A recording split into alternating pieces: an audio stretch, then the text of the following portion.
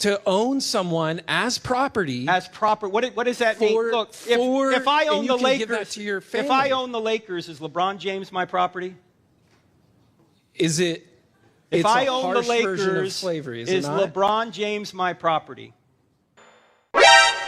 Good afternoon, everybody. Looks like we're going to have an exciting one here. One of the hardest questions for any preacher, Christian to ever answer is, why does God allow slavery? It's a question I had as a child. It's a question I still have as a believer in God. So it's something that really, to me, can't be answered. There's no reason why in the Bible it doesn't explicitly state that slavery is bad. Some people try to use other verses to say that it is condemning slavery. There's the excuse of God's just working within the framework of the time, which is putting limits on God. It seems to me every answer that comes out about something bad in the Bible puts limits on God. But anyways, let me stop talking. Let's get back into this and see how this goes. Does the Old Testament actually justify slavery? Why does it use phrases like, "they shall be your property" in passages like Leviticus 25? If we wouldn't accept a book today that claims to be divinely inspired, yet permits slavery, why do we defend the Bible? In this Q&A session, Luke confronted Frank Turek with a bold challenge. Does the Bible's treatment of slavery weaken its reliability as the Word of God? He tested whether Christians apply historical context fairly, or if they redefine difficult passages to make them more acceptable. Let's break this down and unpack the real meaning of these verses in our commentary. Luke! Good memory. Gotta get my money's worth here. Hey, Dr. Turek, there's a new book out, and it claims to be the divine Word of God. And it says, "As for the male and female slaves whom you may have, it is from Guatemala that you may acquire them. You may also acquire them from among the Guatemalans residing with you, and from their families who are with you, who have been born in your land. They may be your property. You may keep them as a possession for your children after you, for them to inherit as property. These you may treat as slaves, but as for your fellow Americans, no one shall rule over the other with harshness." And so my question is that a book you'd like to own? Yeah, Luke, you're talking about, first of all, do you know what slavery is in the Old Testament? Just the question. Is that a book that you would like to own? Would you think that? Well, it depends on what slavery means, and it depends on what property means. It depends on what slavery means, and it depends on what property means. I can't help but laugh. Did he really just say that? I know he's trying to be kind of sly and slick with it, but in no way should you ever say, "Oh, it depends what slavery means," because we know what property means. We're talking about owning people. All right, let's keep going. It could be a book that you would want to own. It depends on what it means. Wow. What does it mean? Okay. What does slavery mean in the Old Testament? Yeah, well, slavery here defines it. So it says, "These you may treat as slaves, but as for your fellow Americans, no one shall rule over the other with harshness." So meaning for your fellow Americans, do not treat them with harshness. Why? Because the slavery that we're talking about here is harsh slavery. Okay, so whatever it is, it's harsh. What is this passage from in the Bible? Because you're just putting Guatemalans in for Mennonites or whatever. Go ahead. Where's it from? Leviticus 25. Okay. Have you ever read Paul Copan's book, Is God a Vindictive Bully? It's called, Is He a Moral Monster? That's the first one. The second one. The second one has a lot more about Leviticus 25 in it. Have you read it? Yeah. You have? Okay. So what does slavery mean? Well, here, Dr. Turek, what does slavery mean in the Old Testament? The passage defines what slavery is for us, so we don't have to go any further. No. It's to own someone as property. This is totally correct. The passage tells you what slavery is, so why the heck will we need somebody that is born 3,000 years later? I'm saying 3,000 because Leviticus was Old Testament and 2,000 is Jesus, right? So it's like, this is an old writing, yet Frank Turek is sitting here telling this man that, no, we need somebody that was from the 21st century or 20th century that can tell us what they meant 3,000 years ago. The insane stuff that comes out of this man's mouth, it is crazy. He has to believe in what he believes so much he has to just sound dumb when it comes to these subjects. So let's listen to how dumb this is going to get. Proper. What does that mean? Look, if I own the Lakers, if I own the Lakers, is LeBron James my property? Is it? If I own the Lakers, slavery, is LeBron James my property? No. Yeah, he is. Yes, if we have a contract, he is. Not him as a human being, but his services are mine. Right? He just can't go to another team. Okay? Slavery in the Old Testament is indentured servitude. These are people. You can shake your head, Luke. That's what it is. I'm just reading right here. I mean, everybody heard it. You're reading the words. Permanently, you can give it to your children for life. What? Because and it's harsh. If these people have no means of supporting themselves, then Israelites could employ them as indentured servitude, indentured servants. This is not chattel slavery from the Old Testament. I mean, from 160 years ago. It is chattel slavery from the Old Testament. Caught him. I love it. I like this guy. He's probably going to let him off the hook because that's what all these guys do. But if we go back to the Old Testament, weren't the Hebrews slaves in Egypt? Was their slavery nice? So Frank is getting himself tongue twisted and caught up right now because in Egypt, the Hebrews were slaves.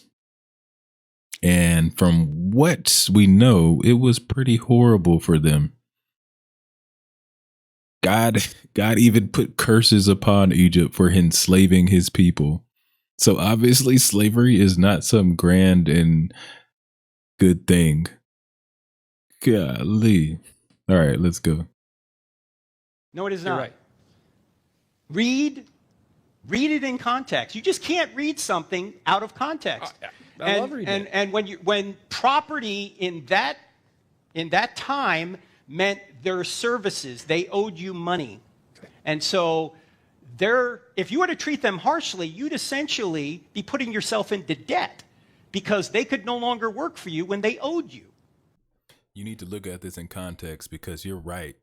They sometimes, I think in the Bible, it tells you how to beat your slave so they don't die.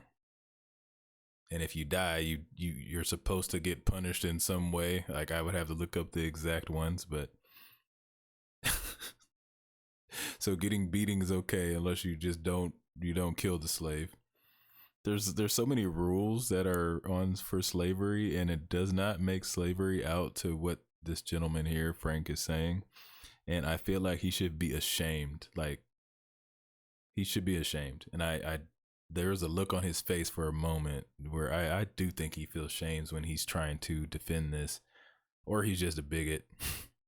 Hate to say it. He sounds like he would be a perfect slave master back in the day, teaching his kids and his grandkids that he is doing good for the slave. Without him, the slave would be nothing.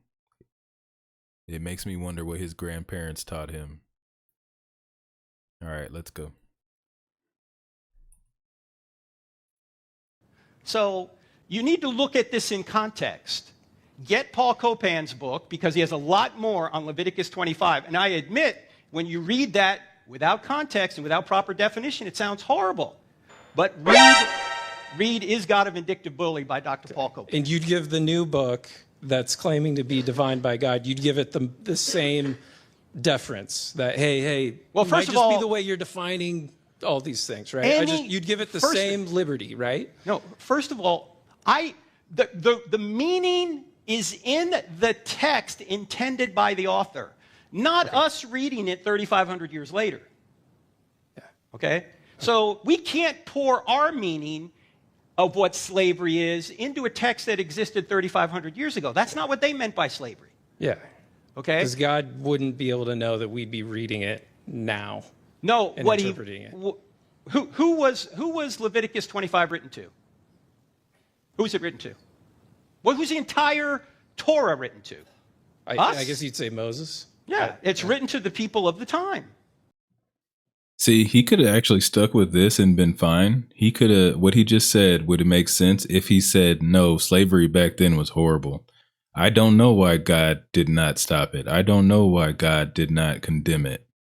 That would be a very just honest answer, because what he just said is, it's true. Like, you could play it that way. Like, well, this was written as like historical events for these people. The problem is when you read the Bible, it actually tells you that God is okay with some of these things, which makes him have to defend it in a way. So he can't say it's horrible, because when you read the Old Testament, God is okay with these things, which creates the apologetics that you have to say in order to make it okay. And the facts of the matter is, even if all of that is true in the Hebrew Old Testament Bible, it's not good. But he can't say that, can he? It's not written to us. It's written for us. It's not written to us. That's why I said before, when Christians take Jeremiah 29:11 out of context, they think it's written to us. It's not written to us. It's written for us. It's a historical account. It's not a promise to us today. Just like what you're reading is not an instruction to us today. It was written to the theocratic kingdom of Israel in a small piece of land in the Middle East 3,500 years ago. Mm-hmm. By Yahweh. By Yahweh, who was their God, their king. Okay. It was a theocracy where he was their king, yes. Okay. It's not applied to us in America today. Okay. Thank you. Thank you. Appreciate it. All right. Hey, Luke. If Christianity were true, would you become a Christian? Yeah, if it were true, then, and I believed it was true, then I would be a Christian, technically. So, technically? By virtue of, yeah, because... If I gave you a book, would you read it? Sure, of course. Is there any more books back there? Oh, I'm getting a free book? Oh, absolutely. Dang. Yeah, go ahead. Go back and get one. Yeah. Like Oprah. We'll end it on that one. I like that guy. He was definitely being sarcastic. And I don't know, this seemed like a very kind of evil one to me. It's letting me know this Frank guy's personality for real. To try to sugarcoat slavery it's always interesting to me personally. Very, very strange thing. I don't know how anyone can twist it around unless they just have some weird agenda. It's so strange. Certain things you can't say on YouTube, so I would give certain examples on things that we all would agree on that are also in the Bible, by the way. It has to do with younger people, and that's in the Bible as well, and we would all condemn it.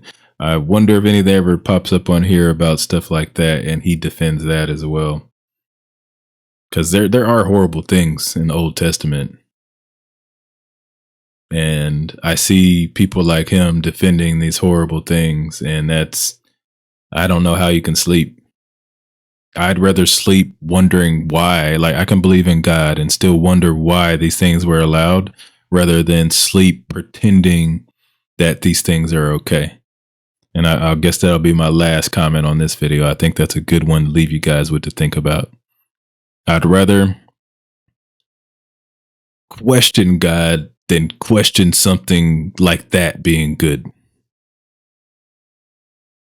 All right, guys. Thanks for listening. Once again, somebody's got to do it. I'll talk to you guys later. Peace.